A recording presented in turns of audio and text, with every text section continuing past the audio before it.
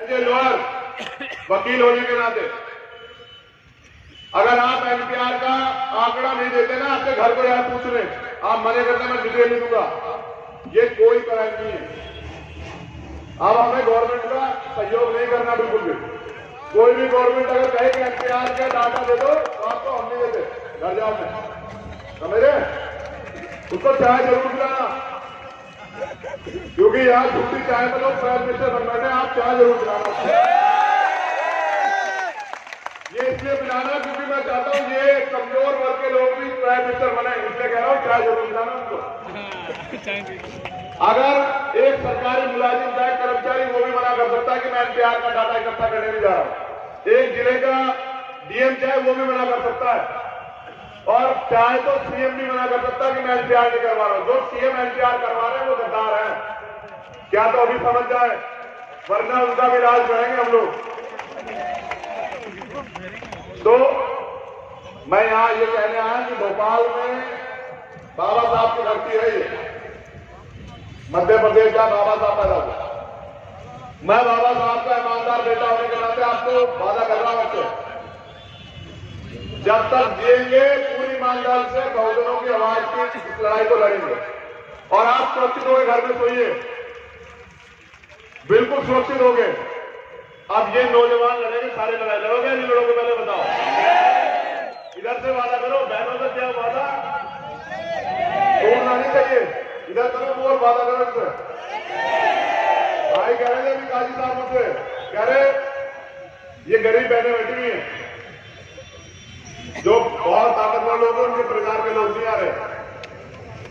हम सब लोग गरीब हैं मगर दिल के बहुत बड़े हैं, इतने बड़े। और जिसे मुल्क से प्यार है वो आएगा। जब मुल्क से प्यार की बात होती है तो जब मुल्क को बचाने की लड़ाई लड़ी जाती है तो न्योता नहीं भेजा जाएगा किसी को। जिसको अपने मुल्क से प्यार है वो आएगा, और ये वो लोग बैठे जिनको प्यार है। ये जो सियासत में अंधे हो चुके हैं ना, ये याद रखे, जो जहर ये घोल रहे हैं ना सियासत में, इस मुल्क की फिजा में, हवाओं में, कल दम इनका भी घुटेगा इसी में। क्योंकि मुल्क को तोड़ने वाले पहले बहुत लोग आए और मुंह की खा के गए यहीं से। हमने पहले भी कुर्बानियां दी और बचाया। ये बहुत दुखी बात बता रहा हूं, दुखी मन से और दिल की बात कह रहा हूं आप लोगों को। 24 लोगों की जान ली है सरकार ने यूपी में, 24 भाइयों की। और जब मैं उनके घर जाता हूं ना, वो मुझसे एक बात जरूर कहते हैं हमेशा, वो ये कहते हैं, दिल की बात बता रहा हूं कि हम किसी का इंतजार नहीं करते कि कोई आएगा हमसे मिलने। हम अपने भाई चंद्रशेखर का इंतजार करते हैं कि वो आएगा हमारे दुख तकलीफ जानने के लिए। उस समय समझ आता है कि क्या निकाल कर दूं, इतनी मोहब्बत का क्या दूं इसके एवज में। कुछ नहीं है देने को, बस ये जबान है और जबान वाला हूं कि जबान भी पूरे जब तक शरीर में लहू के कतरे एक लहू कतरा रहेगा, पूरी ईमानदार से लड़ाई को लड़ी जाएगी। आप लोग घबराए ना, बस दुआ करें किनके लिए, मुझसे ज्यादा दुआ करें देश के वजीर आजम के लिए, देश के गृह मंत्री के लिए, उनके सारे मंत्रियों के लिए कि उनको सद्बुद्धि मिले, वो अपने मुल्क को बांटना या तो देखना मिल जाएगा उसमें, देख लेना, और हो सकता है दुआएं कबूल हो जाए। यहाँ मुझसे पूछा गया कि भोपाल में सत्याग्रह चल रहा है, आप उसका समर्थन करेंगे या नहीं करेंगे? तो मैंने कहा ये मुल्क को बचाने की लड़ाई है, मैं हर उस मुल्क के साथ खड़ा हूं जो अपने मुल्क के साथ खड़ा, और जो लोग सत्याग्रह कर रहे हैं उनका भी दिल्ली गहरा स्वागत करता हूं। और मैं वहां जाऊंगा भी सारे सितारे जोड़ के, ये बताने के लिए कि उनका घर से बात है। आप एक जो दिल में बात है वो सवाल खड़ा हो गया, सब लोगों ने कहा कि आप इसके बात रख लें। यहाँ प्रशासन के लोग भी होंगे और सरकार के नुमाइंदे भी। मैं ये मैसेज मीडिया के साथियों से उनके द्वारा सरकार को देना चाहता हूँ। हमारे लोगों ने बहुत भरोसा किया आप लोगों पे, जो बीजेपी ने उनको मारा तो क्या आप लोग उनको न्याय दोगे? ये मक्कारी अब चलेगी नहीं। अगर आप भी धोखा करोगे तो आपका इलाज कर देंगे हम लोग। ये बात अच्छे से जानेंगे। 2 साल के मुकदमे अब तक वापस दीजिए। वोट पे वोट मांग रहे हैं लगातार। हम अपने आप में राज कर सकते हैं, बस बटे हुए थे। अब एक दूध हो रहे हैं, पुराने जोड़े से खत्म करते हैं। ज्यादा ड्रामा ना करो, वोट हो गया कुछ। तो सरकार के चीफ मिनिस्टर को मेरी अभी तो निवेदन है, लेकिन अगर मैं जमीन पर काम कराना है तो चरण के साथ ये बता देंगे कि भोपाल की जेल में करा लो। अपने लोगों की भलाई के लिए, उनके अधिकारों के लिए ना हम जेल से डरते, ना मुकदमे से, ना फांसी से, और ना ही सरकार की गोली और बोली से। सरकार याद रखे, जब कोई क्रांतिकारी अपने मुल्क को बचाने के लिए, अपनी कौम को, अपने लोगों को बचाने के लिए निकलता है तो कफन बांध के निकलता है। ये बात सरकार याद रखे, जहन में रखे इस बात को। अभी यही सरकार जो बहुत विदेशी होने का दावा कर रही है, टीकमगढ़ में रविदास जयंती पे पथराव हुआ, हमारे लोगों को मारा गया, उसमें कार्रवाई करे सरकार।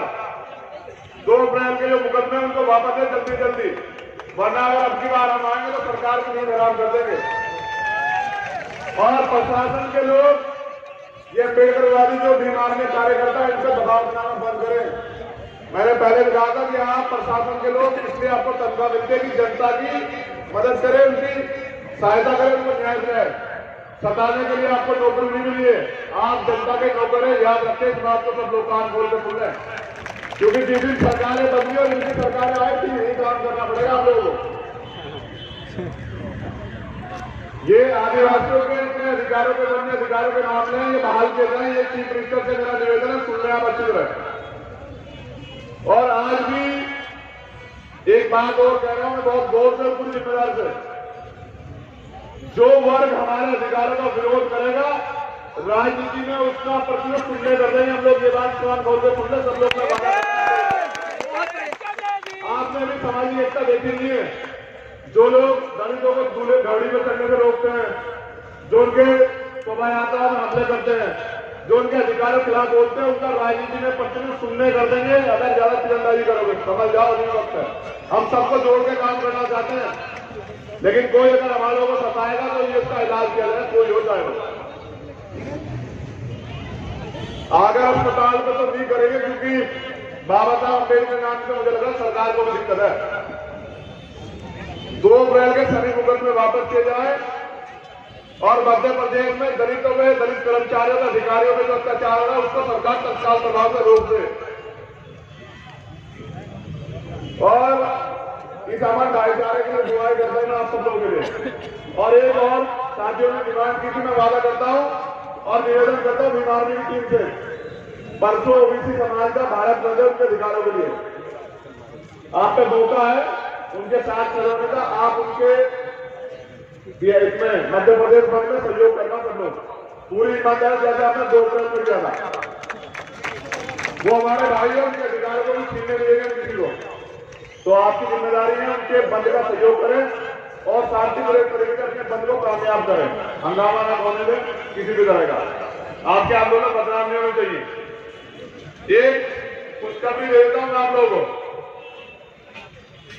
मैंने बताया यूपी में 24 लोग गोली मारी इन्होंने, लेकिन कोर्ट जब हम गए, हमारी टीम गई, तो हाई कोर्ट से हमारे पक्ष में फैसला आया। वो ये है कि जिन लोगों ने हमारे भाइयों को शहीद किया, उनका खून बहा, उनके एफआईआर दर्ज होगी उनके खिलाफ, और वो सारे लोग जेल जाएंगे, चाहे मजिस्ट्रेट हो, चाहे आईपीएस हो, चाहे डीएमओ कोई हो। और मैं अपने लोगों को यही बताने के लिए कहा कि आप खड़े हो जाओ, तैयार हो गए। आप देखता हूं मैं कौन चलाएगा हमारा गोली। अब मैं यूपी में जाके लड़ूंगा, सबसे ज्यादा वहां जरूरत है मेरी। लेकिन आपके भरोसे यहां छोड़ के जा रहा हूं। मेरी बहनें और मेरी माताएं बैठी यहाँ। सरकार कोई सी हो, इनको दिक्कत नहीं होनी चाहिए, आपकी जिम्मेदारी है। समझ आ गई ना? तो मुझे सुनने के लिए और मुझे बुलाने के लिए